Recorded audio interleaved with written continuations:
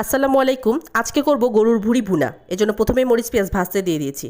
তেজপাত, দারচিনি, এলাচ, লং সব কিছু দিয়ে তেলে ভেজে নিব। এদিকে ভুঁড়িটা আমি আগেই সিদ্ধ করে নিয়েছি।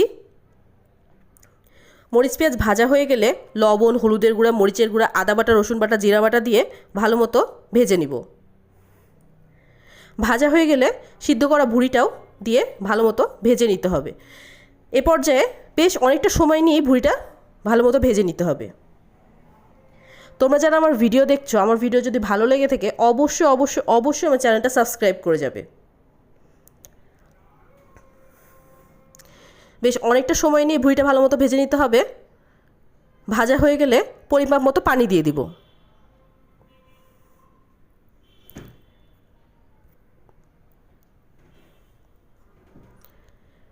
পানিটা শুকিয়ে গেলেই তৈরি হয়ে গেল আমাদের গরুর ভুঁড়ি ভুনা।